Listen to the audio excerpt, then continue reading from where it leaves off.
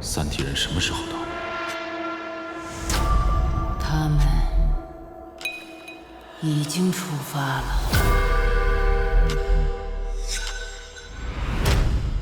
几百年后的事儿，管他呢。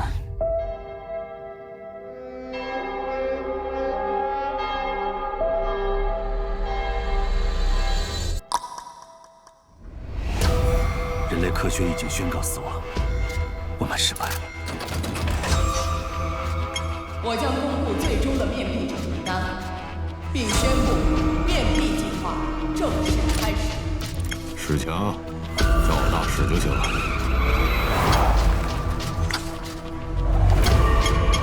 以恶制恶，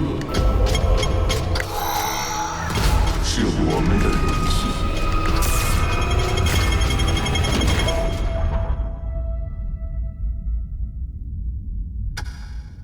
为什么是我？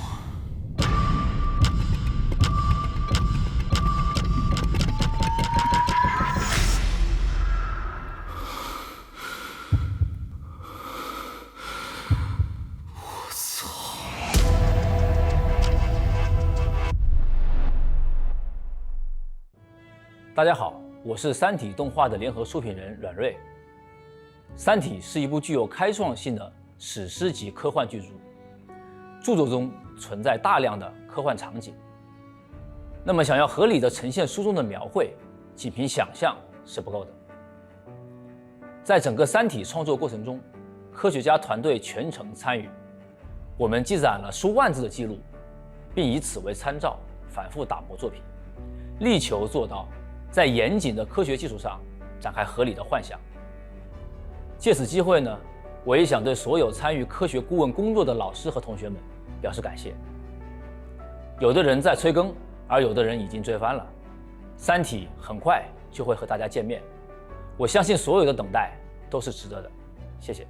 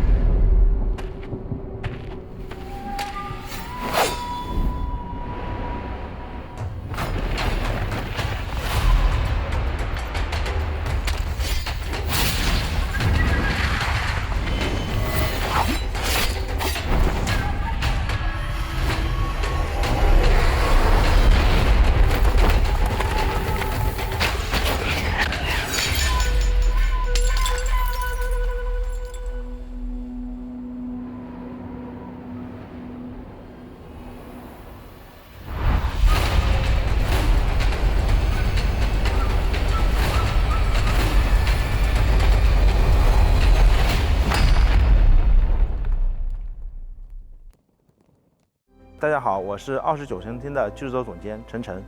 29重天呢，这个故事发生在一个奇幻的武侠大陆，主角名叫楚阳，因手持9重天的第一神物9节剑而身陷绝境，激发了他心中的那个剑魂，回到了自己的少年时代。他穿越了，然后这一世命运即将改写，他要如何战权谋、策江湖，保护住自己的爱人和兄弟。那整个项目上呢，在美术风格上面，我们除了还原了小说里描绘出来的玄幻的9重天的大世界观，还在制作中使用了高效的动捕技术，让整个打戏的戏份表现出足够的打击感，同时还能够表现出各种情感上面丰富的表演细节，基于我们使用的技术上面的引擎技术，搭建出来更加真实、细腻、高精度的自然场景，还有整个傲视九重天中间所描绘的场景，在整个写实的基础上呢，我们融入了奇幻的元素，然后同时满足了项目的实际风格，也在里边增加了很多增量和特色。在此最后呢，我们借用原作者分临天下的一句话：新篇新起点，一见东来时，傲视九重天。希望大家敬请期待。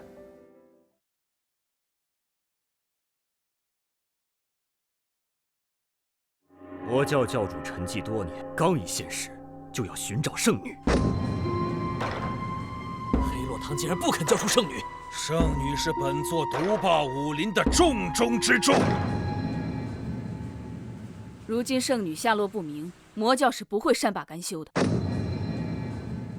黑落堂现在有我贾富贵罩着，哪个要抢圣女的，尽管放马过来吧！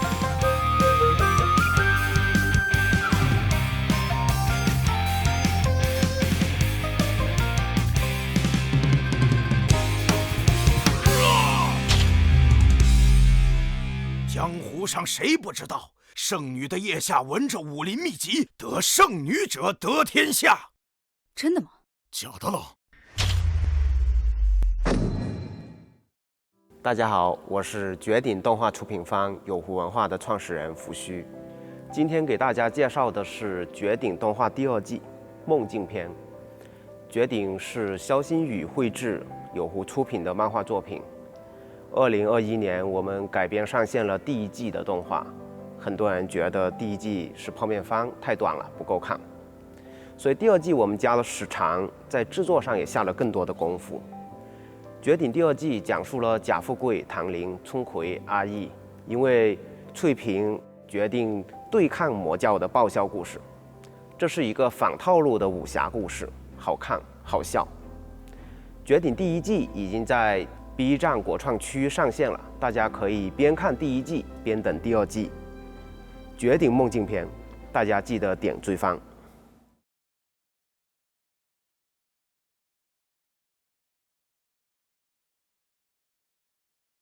我赖晓光，一个平平无奇的网文写手，正在面对着从出生以来最大的智商税考验。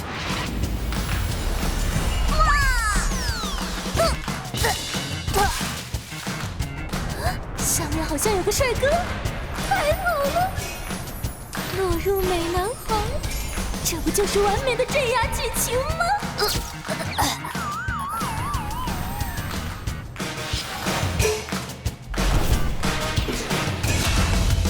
这里是杨国监狱，那位传说中很闲很变态的杨王修建的。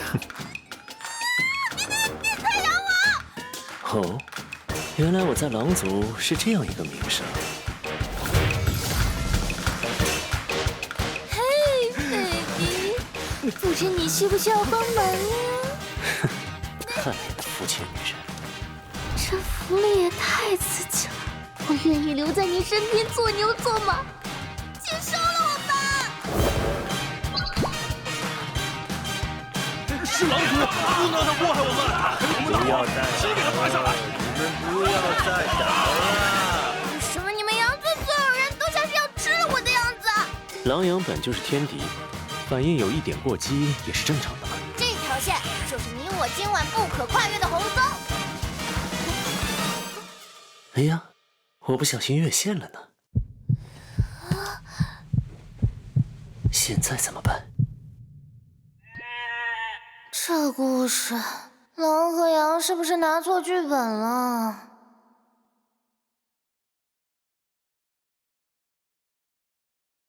大家好，我是披着狼皮的羊的导演虎牙。这部番呢，讲述的是一个创作者通过表演就可以让比自己动起来的世界。 女主赖晓光因为 VR 世界里荒诞的冒险经历生成了小说，而在网文界异军突起。虽说总是被 VR 世界挖坑陷害，但为了挽救小说剧情，女主也是能屈能伸。若可卖萌撒娇，为了剧情鬼话连篇，强也可以以一打十，给男主最强壮坚实的臂膀。是一部脑洞清奇的恋爱日常番，足够大家吃完1碗泡面，还可以再多加3个鸡腿的时长哦。不点个追番吗？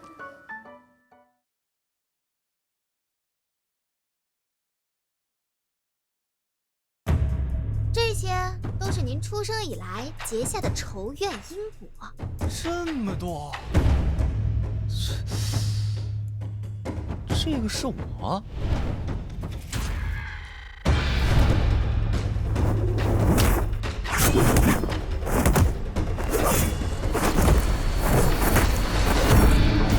这个仇，让你记下来。君莫邪，为什么不能就此打住？别闹了，行不行？你不懂，这是男人间的胜负欲。哼哼，本大爷就是要来当这个天香国的 No.1。哼，君莫邪，听说你们想和我联姻？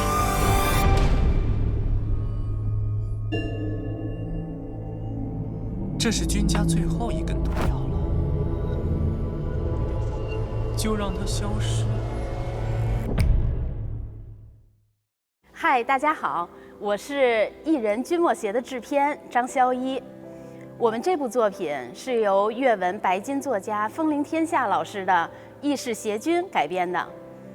主角本来是叫君邪，是个人人都崇拜、狂拽、炫酷、屌炸天的人物，但在执行任务的时候遇到意外，来到了一个叫玄玄大陆的地方，也遭遇了720度螺旋滑铁卢，变成了一个活着浪费空气，死了浪费土地的极品废物子弟。而他所在的家族此时也深陷泥潭，危机四伏。如果你认为君莫邪还是那个任人拿捏的软柿子，那你就大错特错了。遇到如今的君莫邪，我只能说祝君平安，劝君莫邪。总之，我们的主角机智风趣，配角也各自性格鲜明。而在制作上，我们采取了先进的虚幻引擎技术，保证了角色精美、场景宏大。希望大家多多关注，让我们一起开启跌宕起伏的异世冒险吧！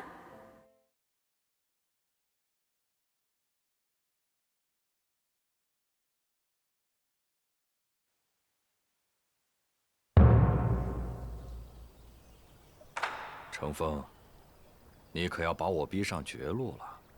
哼，皇甫兄的棋艺大有长进，再这么下去，老夫怕是也要输给你了。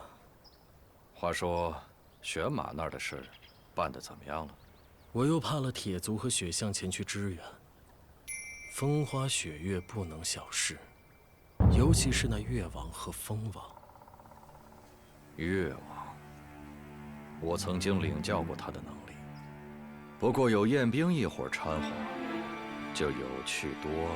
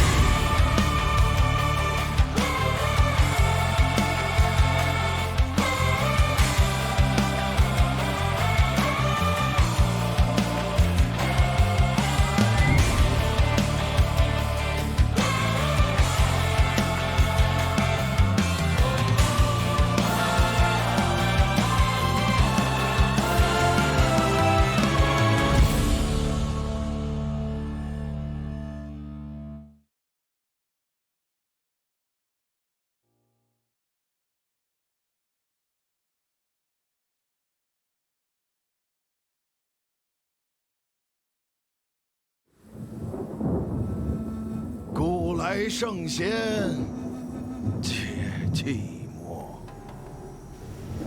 无求寂寞，寂寞，无无救啊！在下将先生元神炼就成笔，心不死，则失财不灭。酒。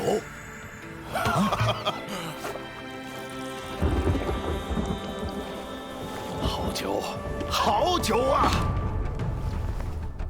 大鹏飞兮，振八翼，冲天摧兮，力不济。好一管青莲笔，收。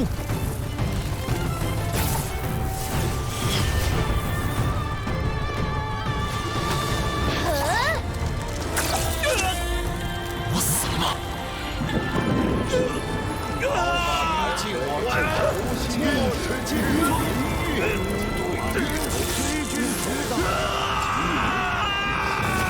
才不灭，言自心发，不叫天下才情付诸东流。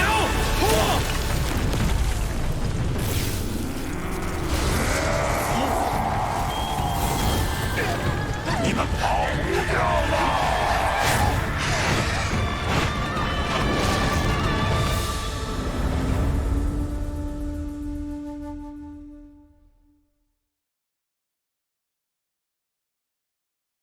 ！B 站的观众朋友们，大家好，我是镇魂街和气候笔录的总制片露西，很高兴能为大家来介绍这两部作品。镇魂街第3季，我们讲述的是风花雪月篇章，拥有武圣区的前镇魂将曹彦斌，为寻找其父母下落的线索，与夏林、北落师门等队友闯入了灵域的禁地芦花鼓楼，结识新的伙伴严风渣，并与禁地的守卫者风花雪月4圣天展开激烈交锋的冒险故事。这一季我们通过对主要角色性格、能力进行差异化的塑造，增加了他们的人物动机，使行为更加详实合理，也让每个角色在团队中的作用更加清晰。如果说主角曹彦斌在上一季中他有了称王的觉悟，那么在这一季，曹彦斌便是通过自己的行动对领域进行宣战：我曹彦斌不再是任你们摆布的棋子。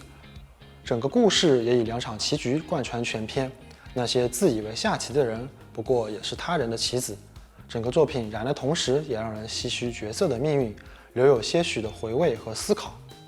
接下来是《气候笔录》，《气候笔录》是根据马伯庸先生同名小说改编的奇幻动画作品。传闻2000年前，阴阳家后人有感于秦始皇的焚书啃儒，叹息阿房宫付之一炬，为不叫天下才情付诸东流，他便开始在天才文人辞世之时，将其元神凝练成笔，以保其才情能够流传于后世。若后人可以与笔灵神会，便能驱动笔灵中的能力，笔灵之间亦各自有羁绊，或文人相亲，又或爱恨纠葛，以此形成了战斗中的相互克制和配合。而我们的主角，一位不学无术的现代少年，他无意中获得了李白的青莲遗笔，从此他的命运便与诗仙交织在了一起，开启了一段与管城七侯的不解之缘。以上就是这2部作品的介绍，目前团队也在紧锣密鼓的制作之中，期待与观众老爷们见面，也祝愿国创越来越好。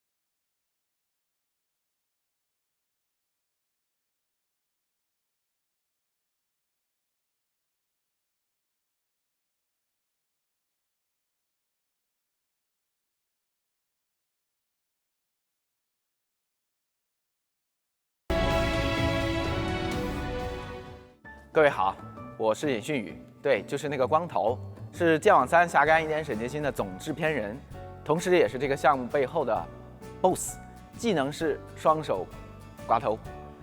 我在这个项目里头担任总制片人，同时也是西山映画的负责人。回答大家一直关心的几个问题吧，比如为什么在这一季当中我们去掉搞笑标签？作为一部有改动画的原创内容，我们需要不断的去探索和突破。如果能做到这一点，那应该是此生最爽的事儿了。为了追求这种感觉呢，我们在内容的创作上带来了不断的变化。而且，如果一部作品当中只有一种共情，也很容易失去创作的激情，反而造成自我毁灭。第二个，来聊聊反派吧。反派角色如果没有魅力，那正派角色一样就会黯淡无光。第3季里头，阿萨辛大人，大家喜欢吗？阿萨辛这个角色作为反派的塑造上，我们给予了很多真实的情感和角色本体的思考，不仅仅是作为一个反派无脑做坏事，正派来打倒他这样一种判断。所以萨总在第3季的操作，大家都已经看到了，整个内容已经展现了2/3，希望大家后面多多支持萨总。最后，全新的一季，我们将继续努力的去完成。第3季的下卷也需要大家的更多的支持和期待。各位观众老爷们，多多点赞、投币、收藏，这对我们来说非常的重要。谢谢大家。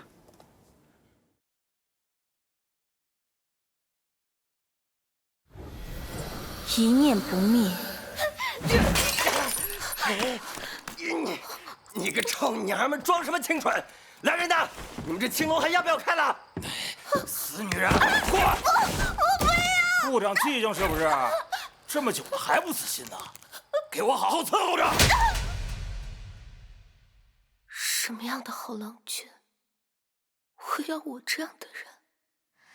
切发祝福我，这花门前举，郎骑竹马来，绕窗弄青梅，同居长干里，两小无嫌财，星河长相伴，明月上窗台。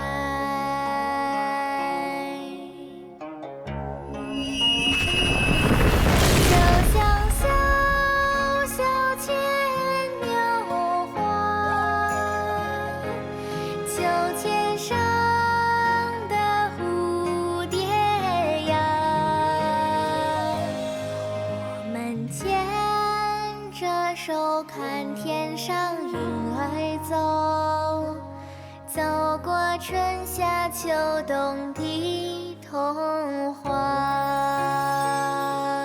走过天地相似的年华，纤纤成结。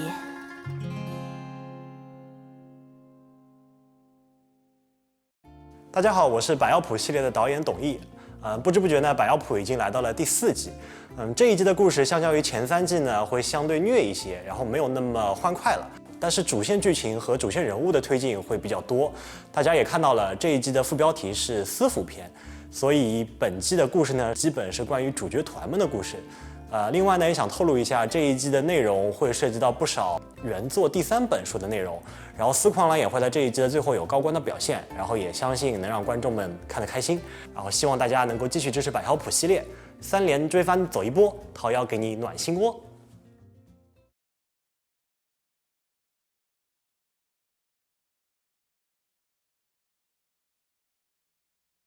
哇呀呀呀呀呀呀呀呀呀！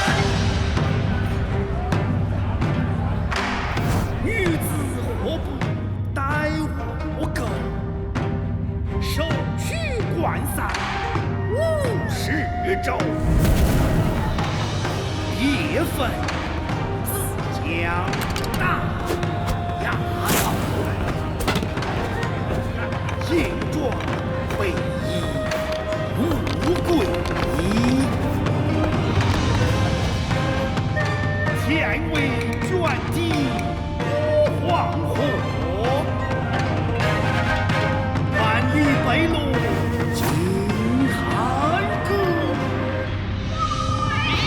教古不情随汉痴，许生有关善语，请举在上另言歌，若可扰民万呼号。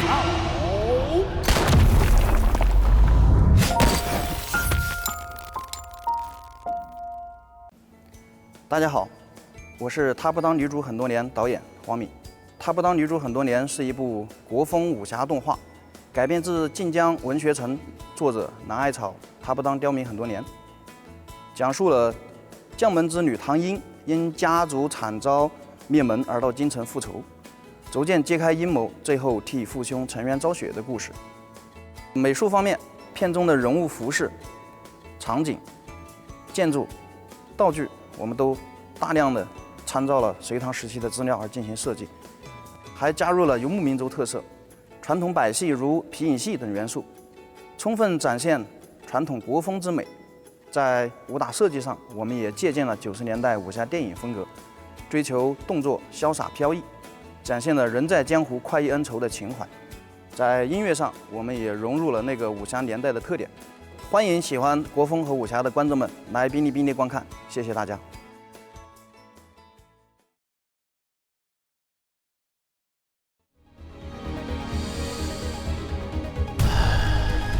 大道朝天，各走一边，不管走哪一边，坚持走下去就好。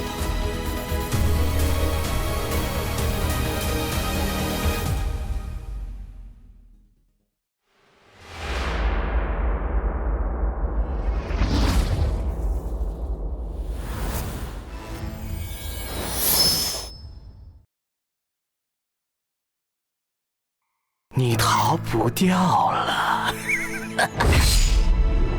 我叫东东，意外穿越进了游戏，变成了一只小野怪。啊！这转世神像，人家是从隔壁来见子的哟。哦。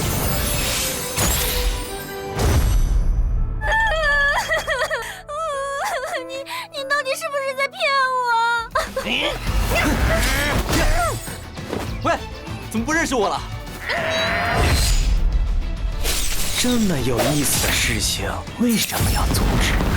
对我来说，同等级的人都不堪一击。就凭他，我已经立于不败之地。想回到现实世界吗？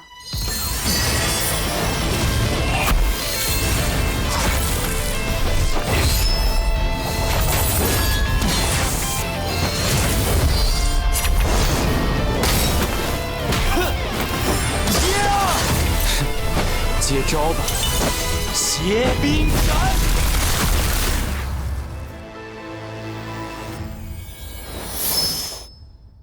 大家好，我是区区不才在下野怪的导演庄毅。本作改编自漫画《怎么办？我穿越成了最弱小野怪》，讲述了玩家东东意外穿越进了游戏世界，成为了游戏世界中一个最弱的小野怪。为了找到返回现实世界的办法，东东不得不成为萌新少女泡泡的宠物。更有意思的是，这个游戏里面的 NPC 逐渐觉醒，还企图去到现实世界中，由此引发了一系列的事件。为了给大家呈现小野怪的世界，本作中我们依旧采用了针对3选2风格自主研发的引擎，也是我们一直坚持在这个风格上进行探索的新阶段。那么东东将在游戏世界里面遭遇到怎样的挑战呢？这一切究竟是谁在捣鬼呢？想知道的话，大家一定要点击追番，跟我们一起在后续剧情里寻找真相吧。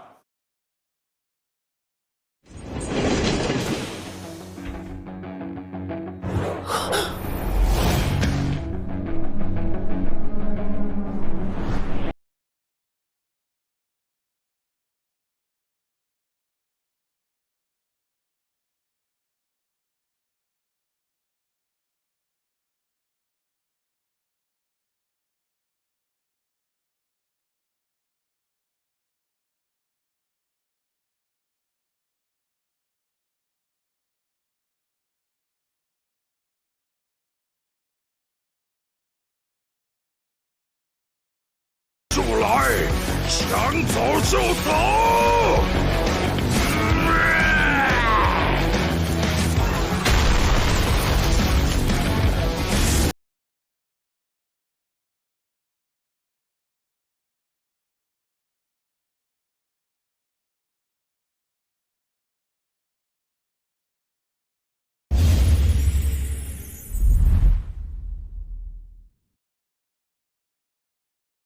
大家好，我是怪享受的制片人青文。怪享受是一部原创的国风动画。当你忽然有了一张去往妖界的通行证，等待你的将是什么？打开妖界的美食地图，乱入了地下黑街，遇到了吃梦的大妖，又差点被封印在纸世界，唉，简直是一言难尽。我们整部动画作品是由多个创意团队合力打造的。那探索的呢，是我们中华民族的精神文化图腾，以及内心共同的想象和向往。那么现在，请跟上猫咪的步伐，跳上通往妖界的9号列车，一起追番吧！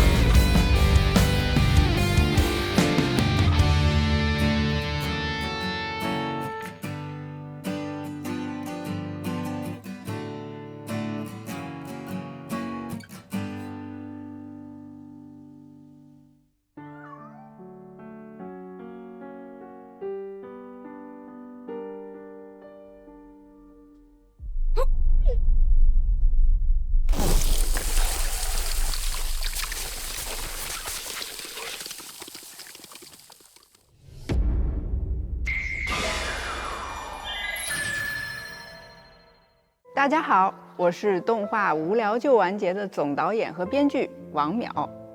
我呢和声影动漫的创作团队在整个动画制作的过程当中，担任了一个非常重要的职责，那就是阻止这部作品完结。因为我们的女主门科每一集都面临着与人世告别的危机，而使她撒手人寰的罪魁祸首就是无聊。无聊的工作，无聊的生活，就连跟她的外星人小男友一起打怪兽也可能是无聊的。无聊正在杀死我们的女主，也使我们面临着主人公醋完结撒花的结局。所以我们努力让她的日子变得不无聊，让这部作品充满了反转和欢笑。我们的监制曾经用这样的表情对我说，要是真的无聊的话，你们就完结吧。压力好大呀！观众老爷们，不妨点个追番，围观一下我们的结局吧。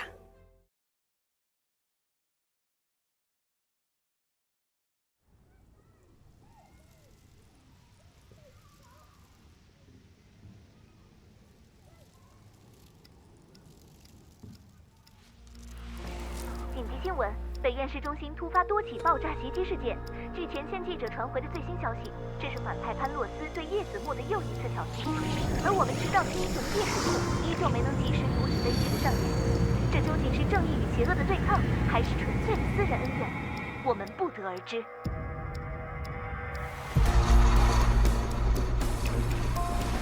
你终于来了，叶子墨。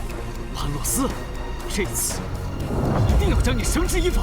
他们说的没错，这就是私人恩怨。为什么？为什么会是你，凌晨？叶子墨，我要你死！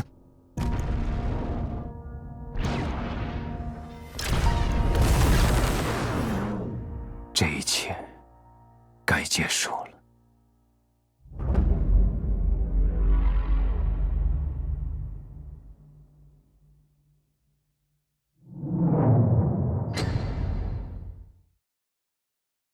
大家好，我是反派初始化动画的导演林凌君。这部作品改编自 B 站的同名漫画《反派初始化》，讲的是一个曾经是反派的家伙意外重生后修改命运的故事。这是一部兼具超级英雄、校园和科幻等元素的作品，既有热血打斗，也有轻松搞笑，更有悬疑之斗，看了保准不亏哦。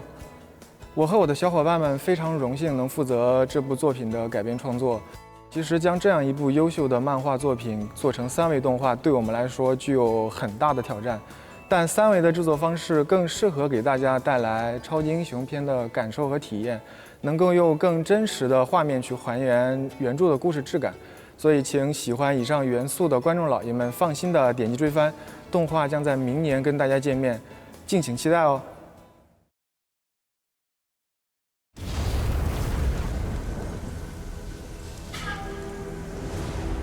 历千劫万险，战百世轮回。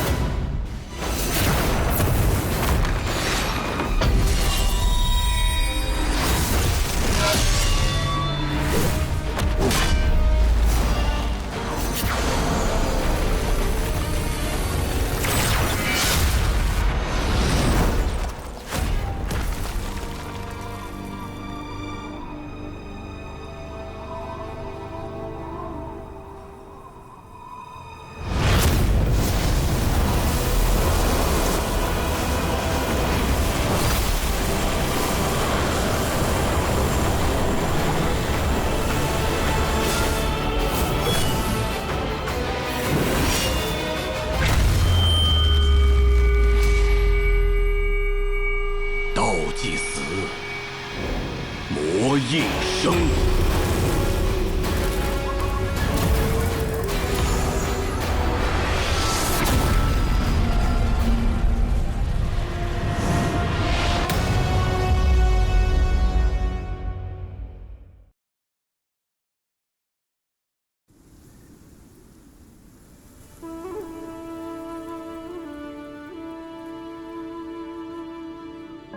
我这一生不问前尘，不求来世，只轰轰烈烈，快意恩仇。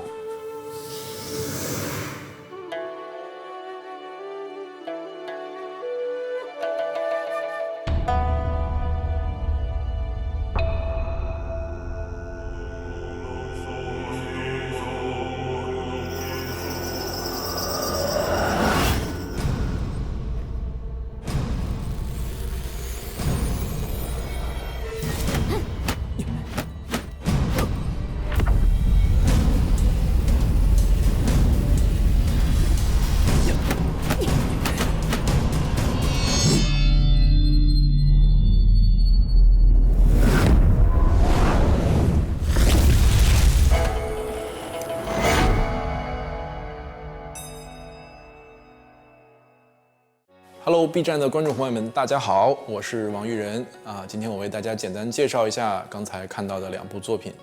那么《不死不灭》是白金作家陈东大神的第1部网络文学作品，也可以说是很多包括我在内的陈东粉丝梦开始的地方。作品兼具丰富的想象与浪漫主义的人物成长轨迹，构建了非常宏大的世界观的雏形。那么同时，它也带有非常鲜明的陈东作品的特征啊，里面就是有非常多的女主。时隔20年，我们终于将这部元祖级别的玄幻作品改编为动画，希望大家能够喜欢。那么另外一部作品《一世之尊》呢，是改编自另外一位我非常喜爱的白金作家爱潜水的乌贼他的同名作品。那么这部《一世之尊》之中呢，融合了无限流、洪荒流、新武侠、悬疑解谜、诡异修真等各种各样的文学类型。那么风格上呢，和后来乌贼的另外一部作品有些相似，尤其是以超长的伏笔布线和各种钓鱼佬的出没而著称。那么作品的风格也是非常轻松搞笑的，主角梦琪梦想成为一名白衣飘飘的剑客，结果却和奇遇老师一样，一边变秃一边变强，变成了赫赫有名的雷刀狂僧和蟒金刚啊。所以这样的设定呢，我觉得应该会给大家带来非常多的欢乐。那么这2部作品的第1季都在制作之中，预计2023年和大家见面，敬请期待。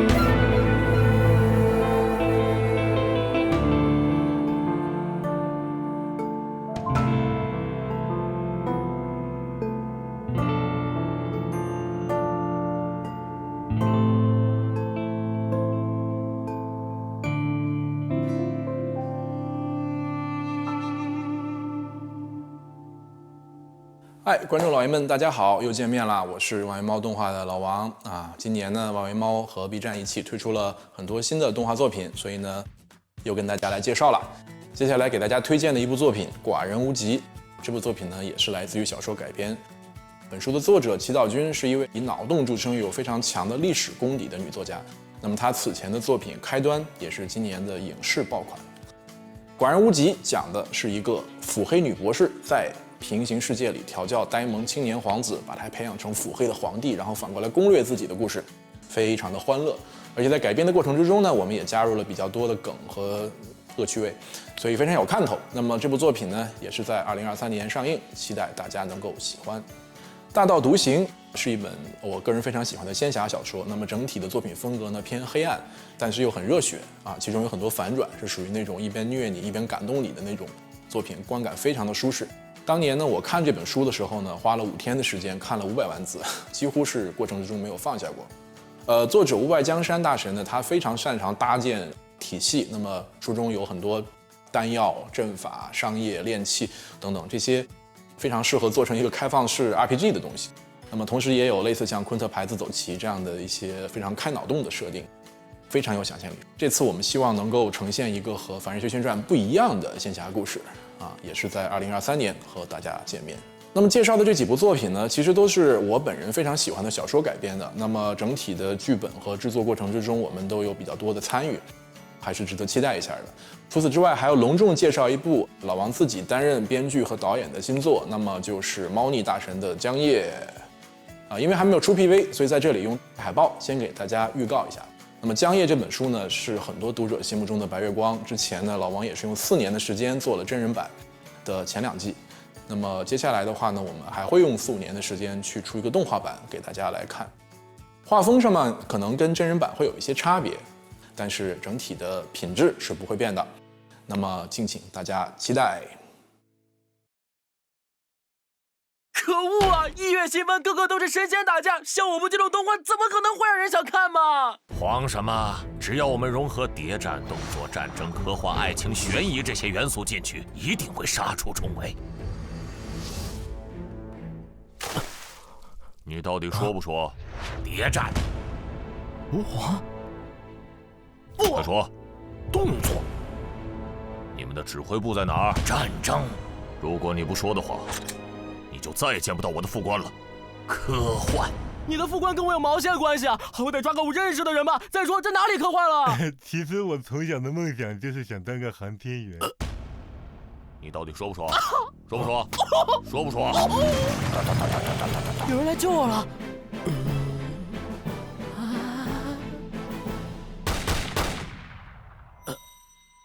为什么死的是我呀？悬疑。再说爱情在哪儿？你漏了一个细节啊！细节？阿蛋，真有此！阿蛋，真有此！真有此！真有！阿蛋，我喜欢你。我也还你爱情，谁会在意2颗子弹的爱情啊？你这根本就是在瞎拍！我有一个想法，这才是卖点。我们的动画番剧到底要怎么办？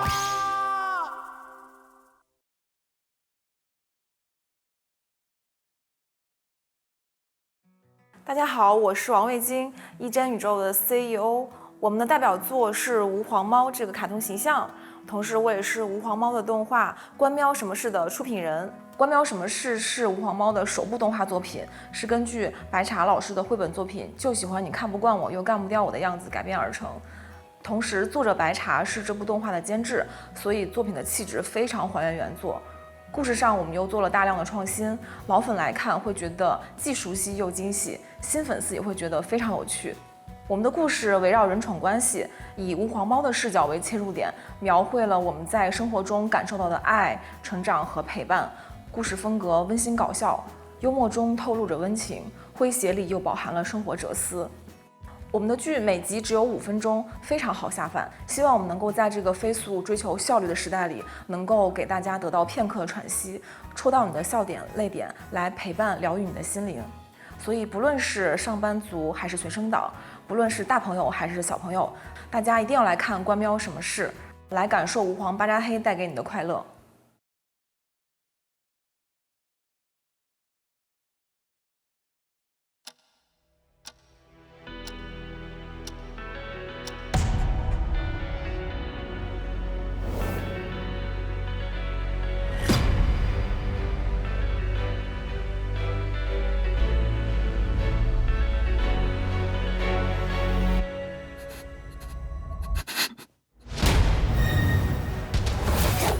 小伙子，你在这里编故事，只会浪费时间。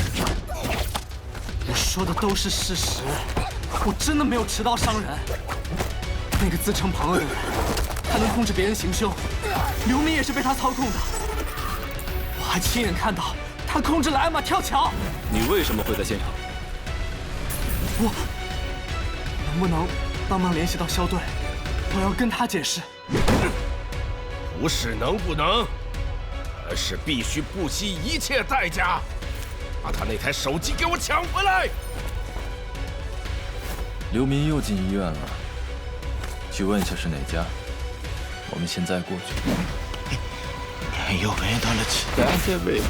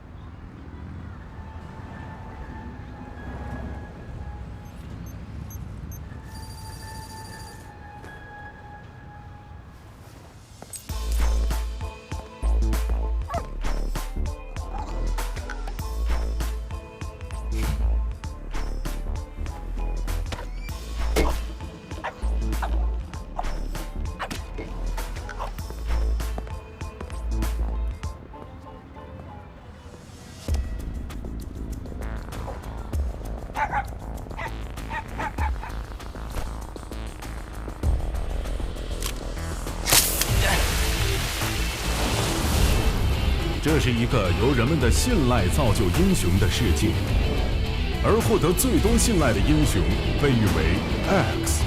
目前 X 的宝座已经连续2届无人撼动，而他的真实身份也至今成谜。今年 X 如果再次被捕，那么将会打破英雄信赖值的历史记录。排位赛将决定他是否能站上神坛。也期待其他英雄能奋起直追。This world needs heroes。这个世界需要英雄，每个人都有成为英雄的可能，每个人也都有可能是他。Hero X。大家好，我是时光代理人突变英雄系列的导演李豪林。相信大家已经看过《时光代理人》第2季的 PV 了，可能会被看到的画面和剧情吓一跳，因为大家比较在意的陆光去哪儿了，可能提心吊胆吧。第2季呢，我们会延续这样的一个惊悚或者说是悬疑的风格吧，给大家带来更多的刺激的剧情体验。那会延续第1季后半段的这种节奏感。那大家会在意说，那我们第1季里面有很多单元剧的，包括人情味的一些东西，还会不会有？我是希望把这些单元的故事内容呢，穿插在整个比较紧张的追凶的悬疑的剧情里边。那可能也会有一些新的表演方式和演出方式吧，希望大家多多期待。目前也在爆肝进行中。那另外一部呢是突变英雄 X， 很多老观众可能看过突变英雄第1、第2季啊，会觉得画风啊和内容完全不一样。是的，我们这次有个全新的尝试，想要尝试挑战一下英雄系列的东西，因为本身突变 X 或者突变英雄这个主题，就是说表达的就是一个普通人如何突然变成英雄这样的一个主题，所以说我们会贯穿这个主题去做一个全新的英雄世界观。那目前在 PV 里也看到了，说那个关于 X 这个英雄，他能够切换2维和3维的世界，用一种全新的制作方式带给大家一种全新的动画体验。希望大家期待正片吧。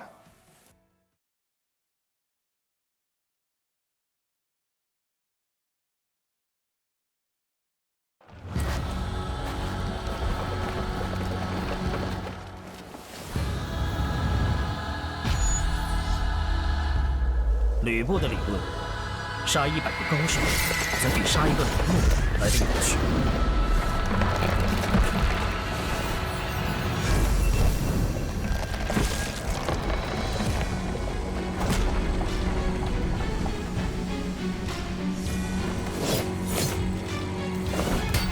燎原火的理论，杀1个高手，总比杀100个鲁诺来得方便。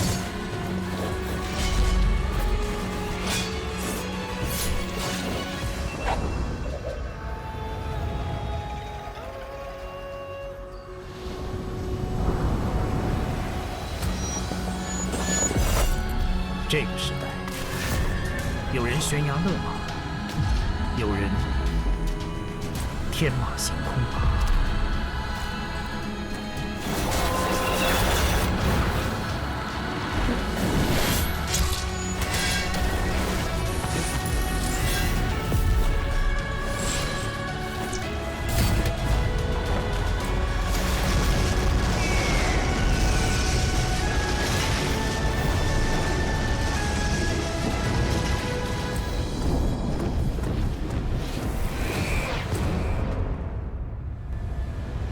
小梦，你若换上女装，必定面绝天下。大家好，我是《火凤燎原》的总导演、总编剧傅海清。《火凤燎原》呢，是我自己特别喜爱的一部三国题材的艺术作品。对固有印象的颠覆呢，是这部作品的特色。强调呢，能名留青史者呢，必有其过人之处，也推翻了失败者想必就一无是处的刻板印象。这是它的一个特点。那么《火凤燎原》这个作品呢，还有另外一大特点，就是天才之间的智斗。三国时代呢，所有的名将、明军师都会在这部作品中轮番登场，幻想与现实交织，兵法与人性碰撞，意料之外又情理之中，脑洞大开呢，却又逻辑严密。《火凤燎原》这部作品的故事呢，既是天才之间的博弈，也是作者和读者、观众之间的智力游戏。为了将这部精彩绝伦的漫画作品改编成动画呈现给大家，我们已经将制作流程推进到了最新的虚幻五引擎，用更加壮丽的画面带领大家进入我们打造的三国时代。朋友们，正片见。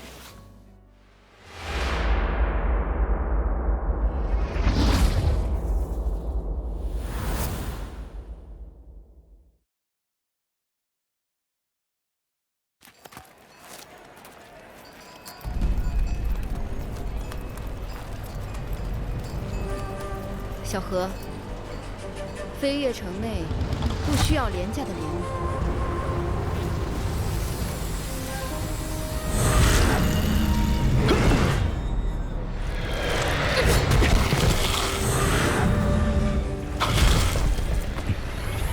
愣着干嘛？跟上啊！二姐，那我们去就回。城里那瘟疫，你送他到慈幼庄，路上可要小心。大爷的金叶子你也敢碰？你说啥？收起你那无用的同情心。生逢乱世，命如蝼蚁，想要活下去，只能拼尽全力而为。飞叶城虽百般不好，但能给我们魏家一个落脚之地。如果我没有执意跟过来，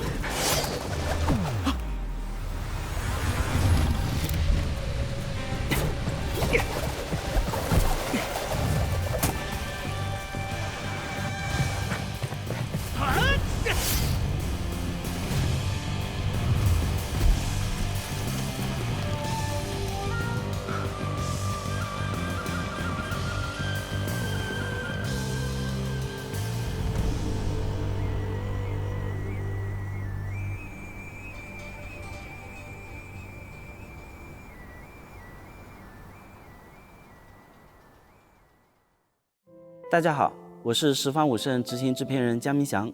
十方武圣这部动画改编自滚开大大的同名小说，讲述了世宗3年天下大乱，主角为何身在乱世，凭借智谋一步步开创传说的故事。他不惜付出一切，保护自己的亲人，也具有为好友倾尽所有的侠义精神。在飞叶城内多方势力的较量中，为了生存拼尽全力。我们融合了诸多具有民族特色的设计元素，角色鲜明，笔墨厚重，也倾力为观众还原了原著中飞叶城、相曲教等诸多势力场景，让大家能够感受到帮派护法、群雄割据的乱世之景。让我们一起追番，跟着少年为何经历乱世一起成长，敬请期待。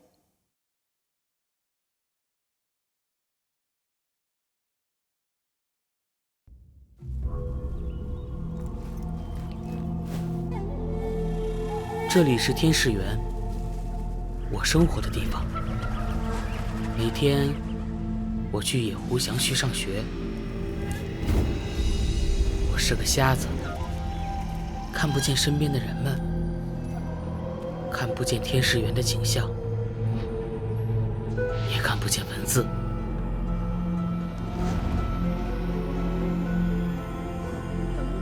野湖先生说，有教无类。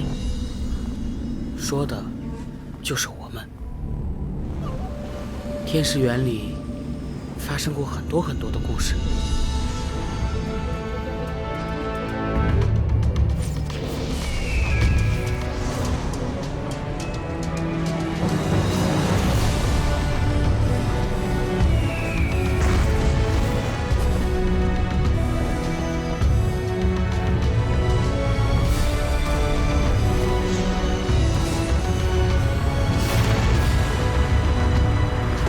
那些故事离我很远，又很近。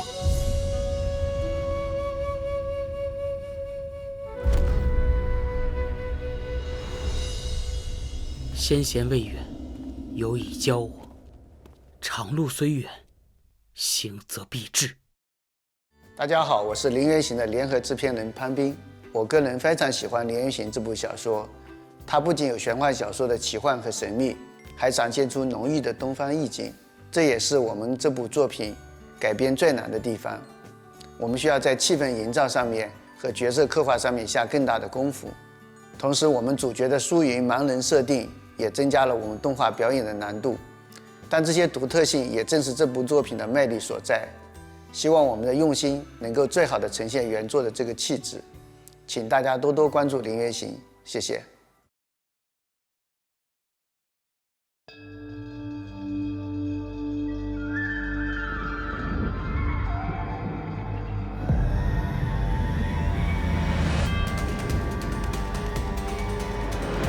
驻捕者警报，注意！原来你们把那边叫做虚无啊？没错，我就是由那边过来的。这样的话，麻烦你们继续协助我的调查。授予凯门现场指挥权限，全队配合作战指令。够了，不要装傻了。这么紧张，一点都不像你啊！你的弱点太明显了。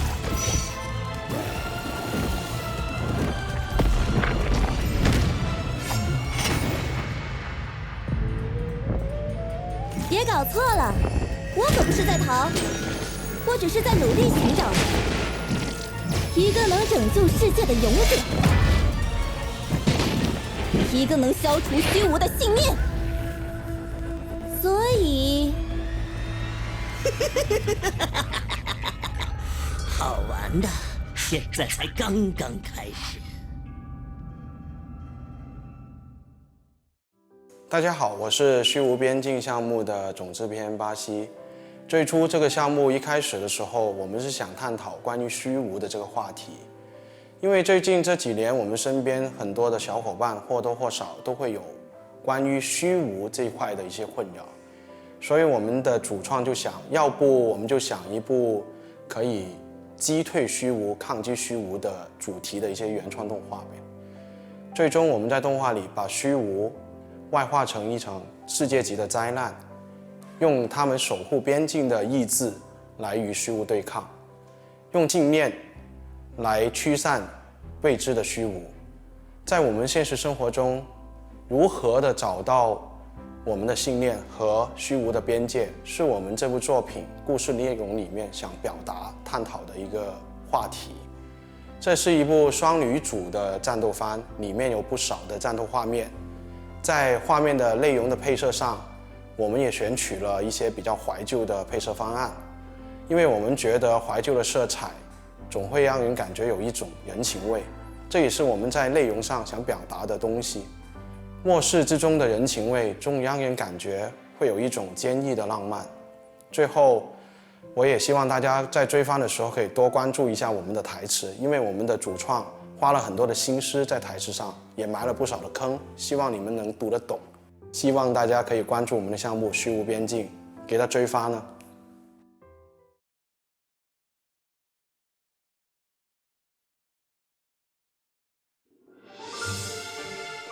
卡特兰历952年，卡特兰王国与魔王军的战争中，魔王与勇者相遇了。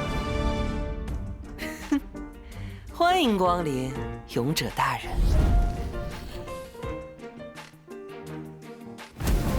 哼，你就乖乖为我的成功做贡献吧。勇者大人，我会好好报答你的。今天我就要堂堂正正的了结你，受死吧，志得多芬！哎，别这么无情嘛，让我躲一下嘛。不必了，都结束了。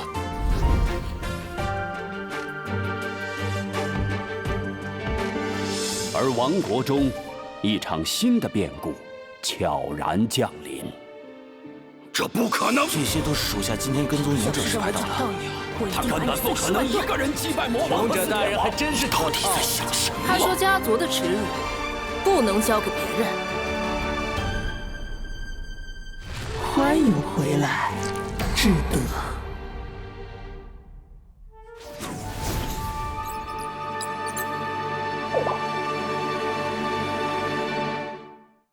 大家好，我是《四格勇者》的导演。然后我们这部作品呢是改编自韩漫《拯救世界后，勇士只想做个宅男》。然后动画用的是他原作翻译之前的名字，他讲的是个不太正经的主角作为人类勇者击败了魔王军，之后又阴差阳错的卷入了一场更大的纷争。然后原作初期的风格比较搞笑，但是整体上是个故事线很复杂的作品，所以动画化的时候可能更侧重主线故事，然后里面每个角色都很有趣，我们塑造的很立体，希望大家能够喜欢。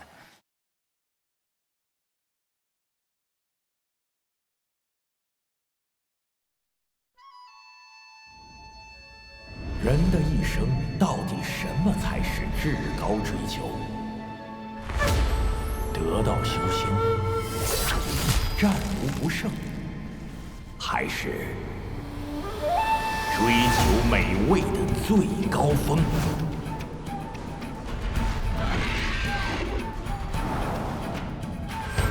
今天的晚餐就是你了。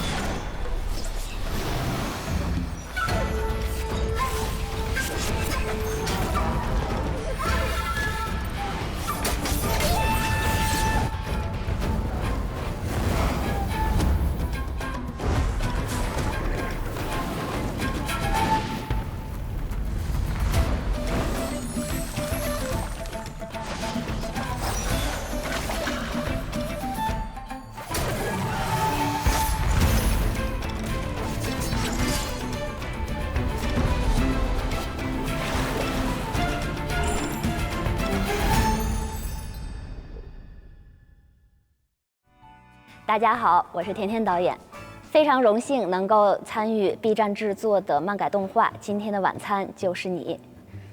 一定是因为对吃的执着，让我们团队与这个项目相遇了。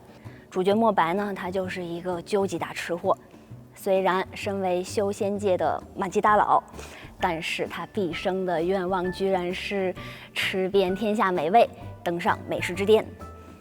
与他同行的伙伴中呢，有一位是可以将各种奇珍异兽作为食材制作成美味料理的豆丁厨师小黑。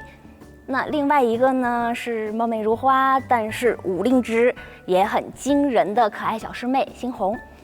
他们3个人将会展开一场奇妙又快乐的美食之旅。大家快来动动手指，一键追番，跟随主角们一起修仙打怪，吃大餐。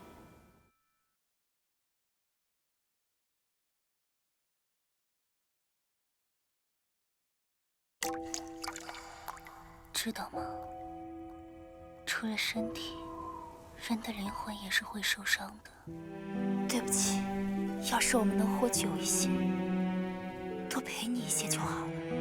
姐姐，走吧，不要在这里，快走！忘了我吧，愿你从此自由。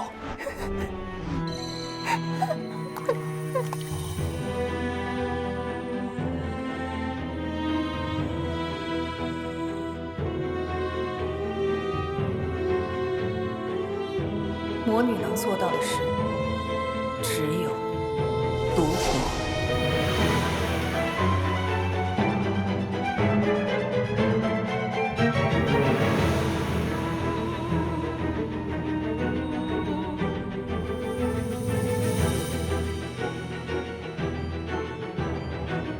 有忘得过去的事，我必须要醒来才可以。喂，魔女，下面有人类的早市，要去看看吗？好。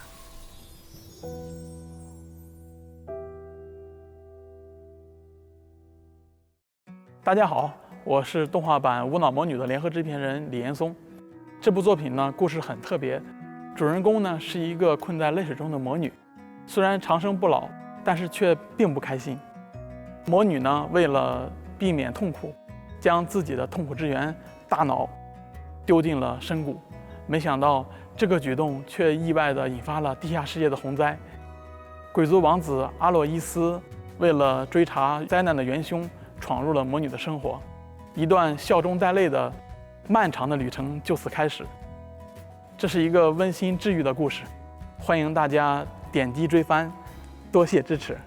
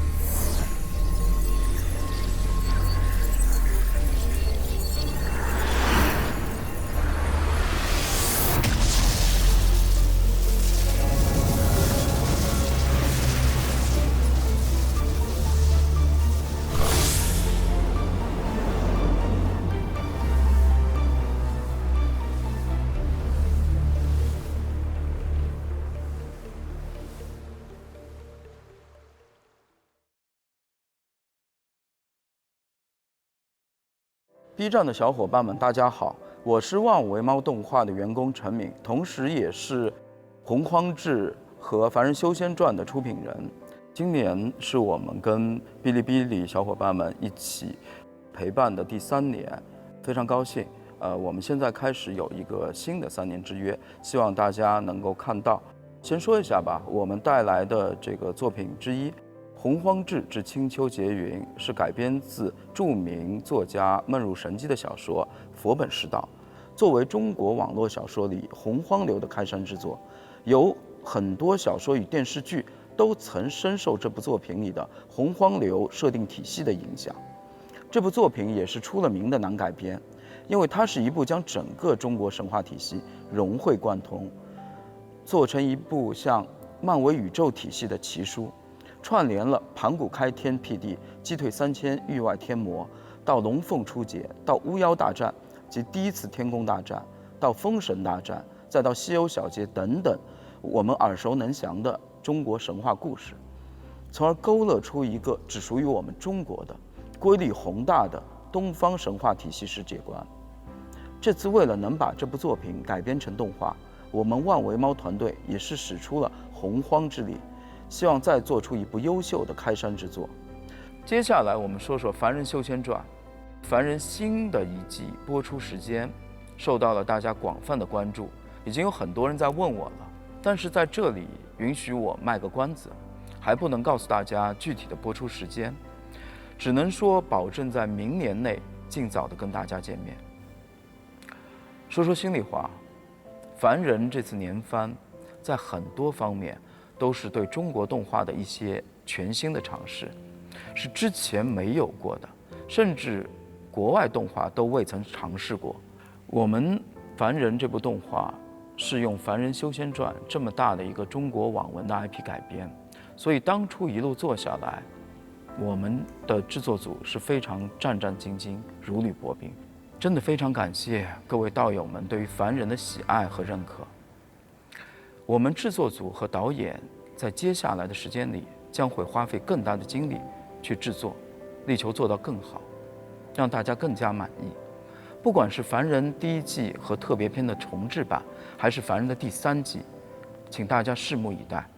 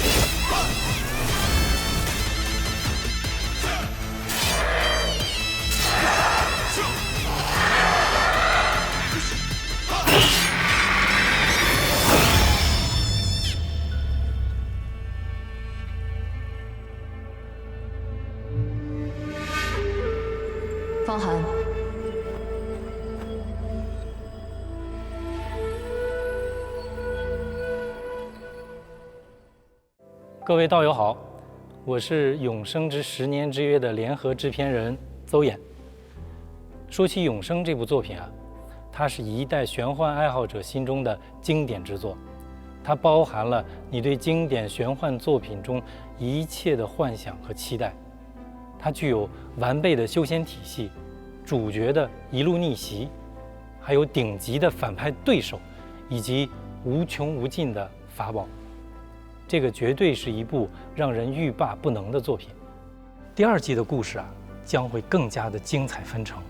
我们的方老魔遇到了史无前例的挑战，且看他是如何应对的。在这儿，我就不剧透了。各位观众老爷，一起来追番加3连吧！感谢。我看过很多所谓外星人、神秘事件的故事，都当作地摊小说，一笑了之。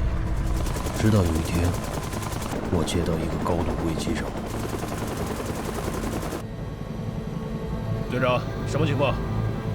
恐怖的任务，不要多问，我解释不清楚。司令部指明要你。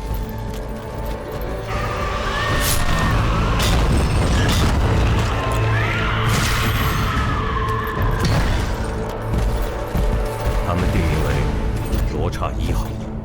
我们现有的科技解释不清楚，来源古老。这涉及到一个叫山海机会的组织，可能在地球存在了数亿年，有点危言耸听的意思。他们说在太阳系，咱们地球有一个更普及的称呼——山海星。而现在的关键人物是姬兰溪。姬兰溪，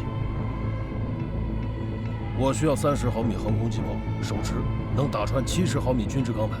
你们要打什么呀？魑魅魍魉，物理超度。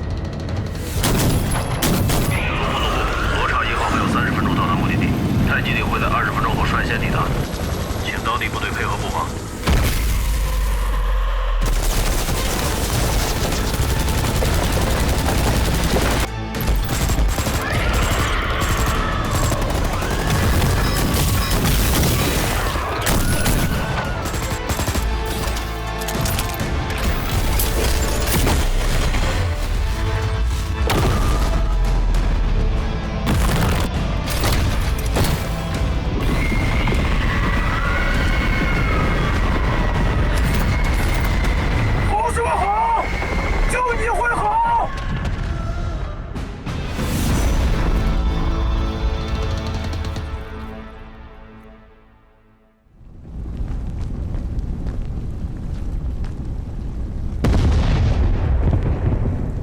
带来痛苦的可不仅仅是腰带。大家好，我是山海机会的导演刘怀。山海机会呢，表面上是一个机甲类的动漫，其实它是以当代现实的机甲外骨骼为基础的，加入了很多现代物理学的一些理解，去解析各种那种神秘事件。咱们当然都知道的山海机会的一个世界观很大，一定程度上借鉴了《山海经》，但不完全依托于《山海经》，更多的还是对地球46亿年历史的演变。人类数百万年的演变，以及太阳系内早已经形成了一个叫做山海机会组织的演变，系统的诠释我们生活的现实以及想象的世界、科幻的世界。听没听懂都点个赞呗。我叫桃子，是一家饭馆的老板娘，前面就是我的店，虽然偏僻，但生意还算不错。我们的店被这家伙给封了。你再说一遍，你这家伙欠打是不是啊？早就听说怪兽小馆的人类老板娘可以做出妖界美味。来呀！这个是……来！这么快，不动粗是不行的。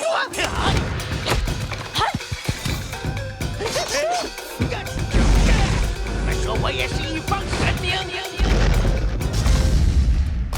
给我住手！要打出去打！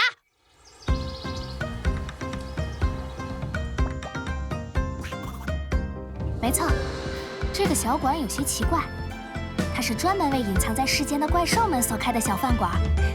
欢迎来到怪兽小馆。大家好，我是怪兽小馆的导演金耀东。如大家所见，怪兽小馆是一部水墨风格的原创动画。创作初期，团队研究了非常多的经典水墨动画和国画佳作，最终选择了水墨断线加留白的表现形式。画面中的每一处水墨勾线都是由人工手绘完成。而音乐方面，我们尝试将南音等非物质文化遗产融入到作品中。整体制作虽然增加了不少难度，但作品也在制作过程中逐渐展现出了它的独特性。这部动画讲述的是只会做黑暗料理的老板娘和吃货妖怪们之间的趣事。欢迎各位光临怪兽小馆，来体验一下妖怪们的美食。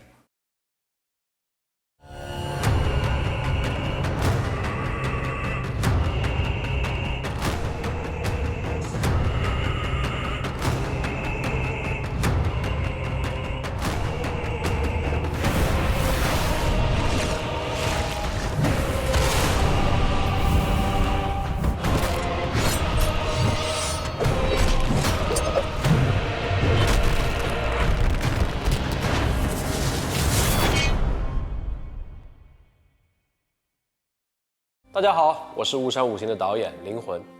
那我们第2篇章西川幻子灵呢，延续的还是上一个篇章的故事，主角依旧是我们的玄哥。不过这一次他并不是一帆风顺的暴走状态，故事呢还是发生在神秘的雾山之中。那人类、妖界还有五行使者3方势力为争夺小麒麟而展开不同程度的战斗。那除了玄哥以外，他的弟弟竞选就是我们的第2篇章的一个重头戏，当然他也是我们团队内部人气最高的一个角色之一啊。除此之外，我们还一直不停地研究突破全新的一些视觉效果。那最终的成果呢，大家还是挺满意的，可以期待一下。当然说了这么多，我们雾山五行最大的卖点动作戏虽迟但到，我们都尽全力精心去设计，大家想看到的、希望看到的动作戏都会有。一定不会辜负大家的期待。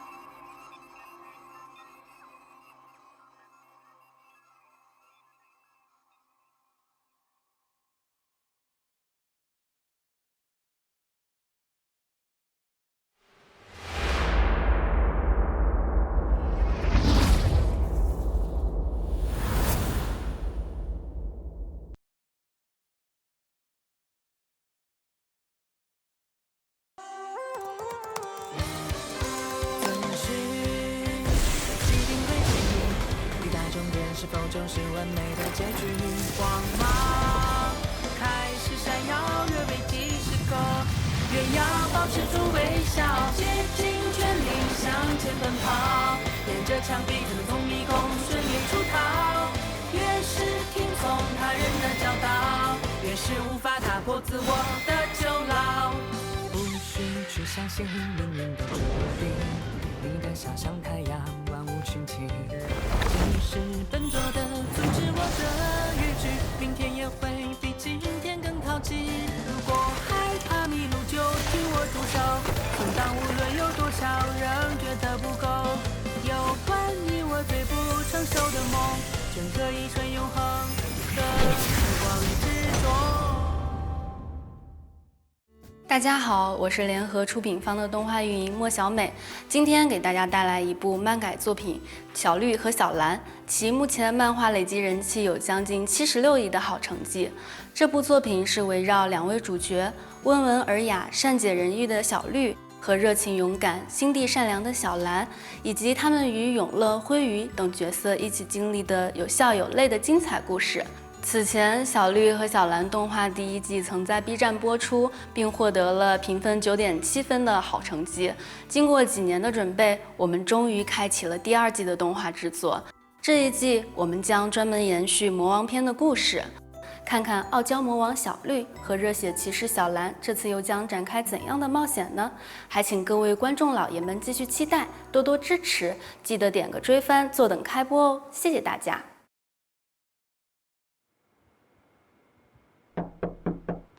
来了来了，我来了！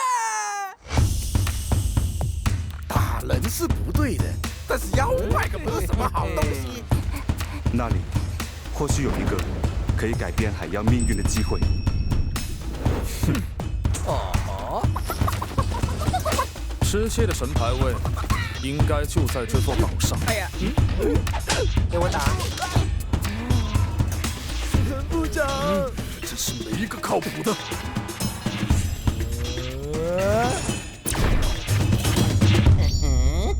可恶啊！连我的戏都敢抢！哎，踢死你！哎，踢死你！哎嘿，踢不到。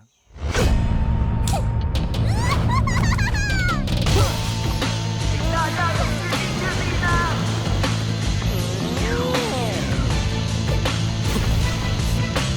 还有几秒钟。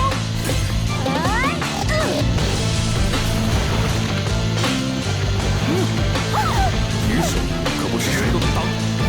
我现在就想保护大家。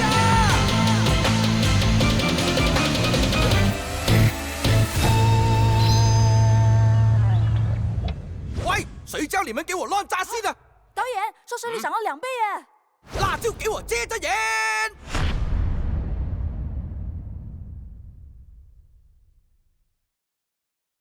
各位观众老板们好，我是咸鱼哥的动画导演黄子杰。咸鱼哥是一部搞笑的日常喜剧，主角咸鱼哥，一个在鱼神岛上打工的咸鱼。原本他很迷茫，但在与岛民发生了许多感人又搞笑的故事中，他的人生观渐渐发生了转变。这部动画我觉得最有意思的就是多样的角色，打零工的主角，卖鱼丸的海妖，失业的神仙，还有各种各样奇怪的居民，他们相聚在一起，发生了许多有趣的故事。第1季的结尾，海妖忽悠咸鱼哥当鱼神失败了。第2季海妖没有放弃，而且整了个更大的计划。第2季里，大家会看到海妖和鱼神真正的过去，咸鱼哥要怎么解决鱼神岛即将面临的危机。各位老板多多点击追番，有大场面，还有意想不到的剧情，刀光剑影，法斗、嘴斗，特别逗。打油着点。吹牛真爽。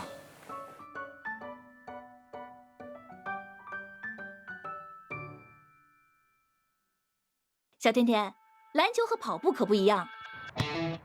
篮球不是一个人的运动，你要明白1+4肯定大于5，得让他们配合起来。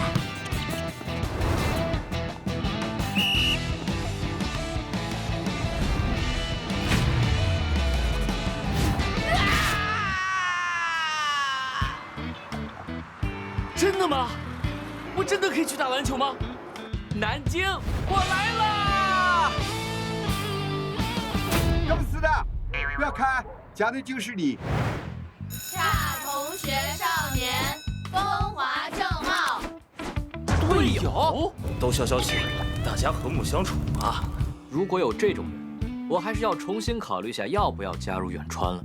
我是哪种人啊？你可真是欠！我告诉你，搞体育在远川是行不通的。我根本就不喜欢打篮球。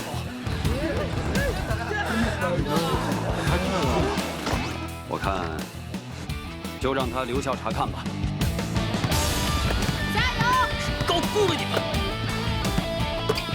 想让我们认输，不可能！对手一旦用战术针对，你就不可能得分了。那怎么办啊？我觉得他说的挺对的，放弃吧，你又不适合打篮球。大家好，我是飞靶篮球的总导演阿力。飞篮讲述的是在一个成绩至上的学校里，一个不靠谱的教练召集了一帮不喜欢篮球的奇葩学生，组建篮球队。这一路的成长和战胜强敌的故事。作为一部原创动画，我们希望故事能够接地气。在前期的时候，我们美术组跑遍了南京大大小小的场地，每一个篮球动作都是经过讨论、研究和设计的，最后通过动捕的方式呈现给大家，只为篮球比赛能够更加真实。期待飞靶篮球能给大家带来一些不一样的感受。我们主创团队真的非常喜欢篮球，非常想与大家一起分享篮球的快乐和魅力，也希望大家能够喜欢这部作品。谢谢。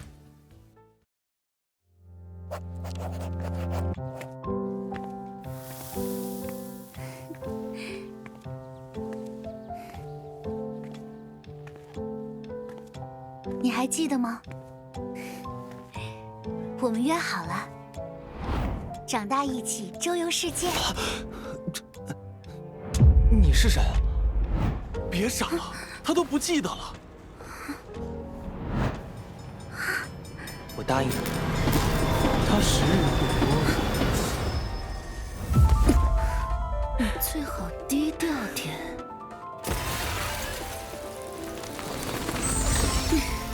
万一真的醒过来的话，我好害怕，就这样。我不想死。我一定会救你的。我再也不会和你分开了。我喜欢你。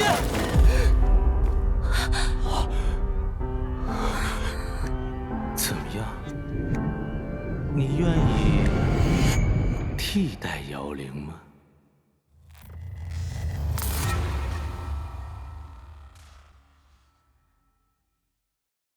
观众老爷们，大家好，我是《女神有点灵》的导演马晓波。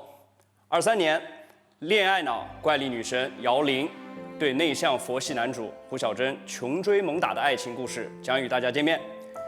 那在二人修成正果之前呢，虽然没有81难，但也是一路磕磕绊绊，就像首发 PV 那样啊，有许多神秘怪诞的人或事会阻挠困扰我们的男女主甜蜜日常。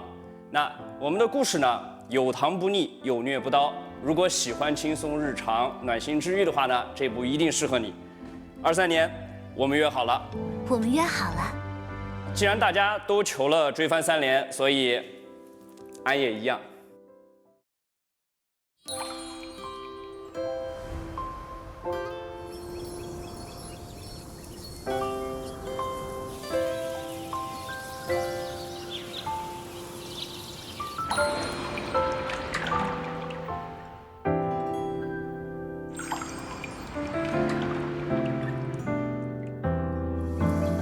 我以前想过，如果没有考上大学，没有遇到舍友，没有遇到伙伴，那我会不会成为另一个样子？从现在开始，我们就是舍友了。大学4年，请多指教。为什么非要别人喜欢你呢？就不能自己喜欢自己吗？其实有件事我犹豫了很久，在想要不要放弃算了。人与人之间不是毫无关系的。我现在可以去你那边了吗？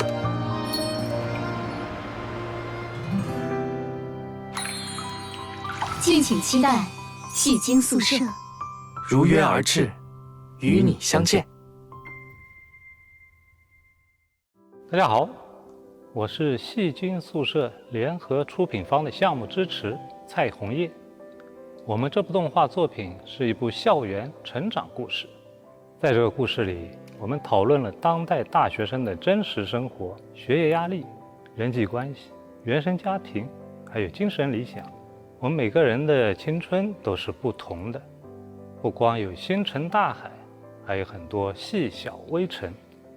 动画里没有那种大开大合、荡气回肠的剧情，更多的是希望能走进观众内心，唤起大家的共鸣。希望等戏精宿舍上线的时候，能让大家一起进入这段有笑有泪的大学时光，寻找独属于我们自己的青春冒险。大家记得先点追番。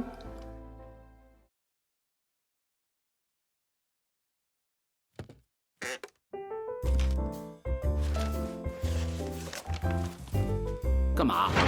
第3季才刚完结，就要宣传第4季了。哥，这下我该怎么向家里人交代呀？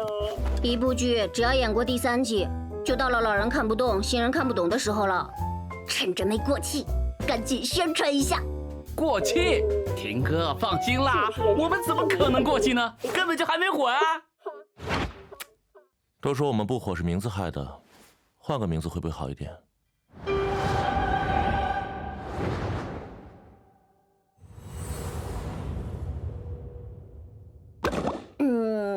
的确一下子就把设定讲清楚了，可是这也太长了。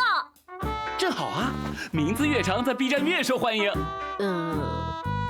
你这算是迷信。哎呀，不管怎么样，第4季必须整点活了。整活？那不如完结篇，主线都还没有，哪来的番外篇啊？日常戏哪来的主线啊？所以我说完结喽。想完结没门儿！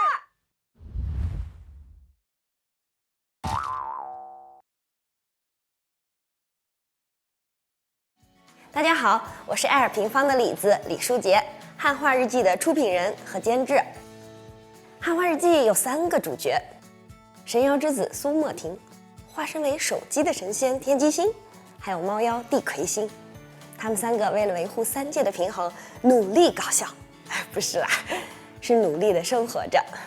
苏墨婷因为租下了土地公公的房子，签订了契约，成为了在人界接待前来体验生活的神仙妖怪的负责人。当然啊，他也获得了超强的能力，那就是能看到更多的物品幻化成人。这是一个万物皆可汉化的世界，所以我们的片中有很多的汉字，这也就是这部剧名《汉化日记》的来源。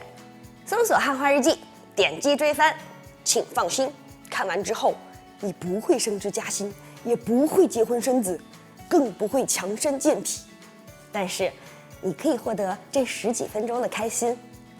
最后，希望我们可以把汉化日记一直做下去，永远陪伴着大家。汉化日记一期一会，我们明年再见。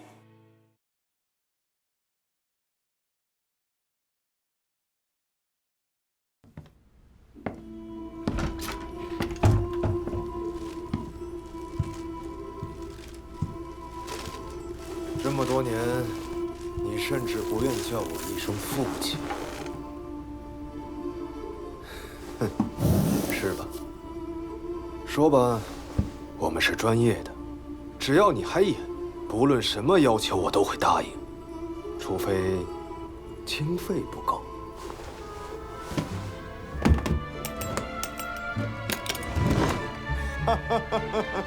我就知道，身为我最骄傲的儿子，你已经抵抗住诱惑了，但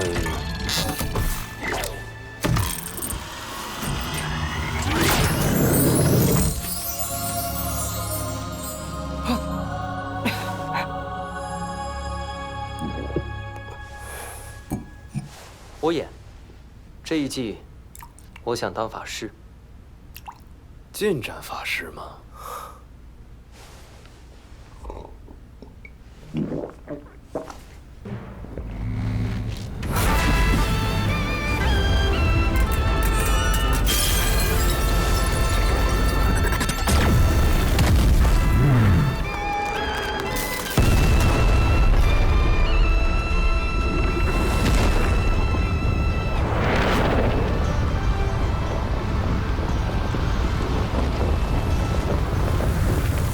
现在懂，没有人比我更懂先王。各位 B 站的小伙伴，大家好，我是《先王的日常生活》原作者枯玄，也是第4季动画的导演、编剧。不知不觉，《先王》系列动画已经陪伴大家走过了漫长的3年时间。在第4季中，动画会延续日常搞笑玩梗的风格，主角王令也会迎来一波加戏，希望各位观众大老爷有更好的阅片体验。同时，在本季动画当中，也会有一些新人物登场。这一季主要讲述的是剑圣、邪剑神这对同门怨种师兄弟之间的恩怨。无辜的60门也将迎来反派邪剑神的新一轮冲击。各位观众大老爷，如果觉得好看，不要忘记到时候一键3连追番支持一下。新人导演枯玄，祝大家仙运隆昌。她不是我女朋友，君堂，没有表白过，也没有被表白过。君堂，但是，任君堂，难道我还有机会吗？只想让你变成我唯一，落入我陷阱，无法再逃离。巧克力 let it pop， 走遍我泡泡糖 ，You're my favorite flavor tonight。又不是小孩子了，怎么牵牵手，心脏就狂跳不止呢？不如这次我主动一些，你这样的话，总是让我想使坏你。光是看背影就能认出你，我真想不顾一切跟你告白。可是，真的很想知道，非常想知道。可是想了又想，还是想不明白。傻瓜，我是想和你约会。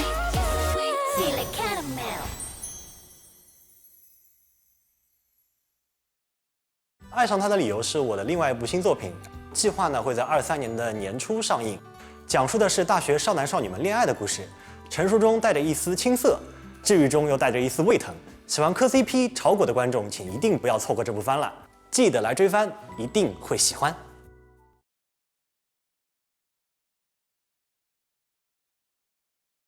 施主，我看你命格挺急啊！什么意思啊？我到底能不能发财？来，我们看看赛运亨通，血本无归。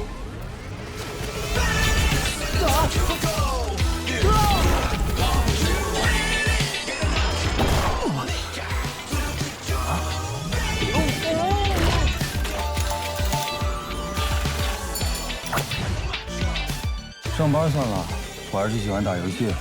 啊，打游戏好啊！你就是我要找的人才。哎，我钱也拿了，假也休了，还不让我工作，这些都不计较了。可是我买个内增高，你都比我报销，这就太过分了吧？不过分。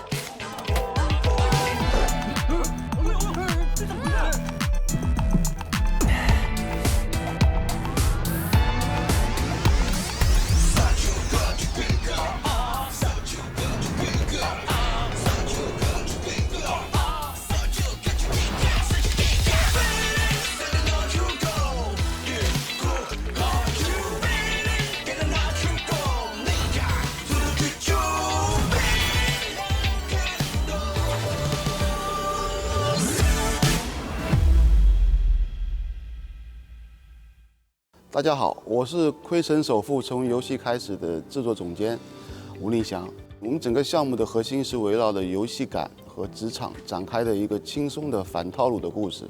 首先，它的设定还是偏游戏化的。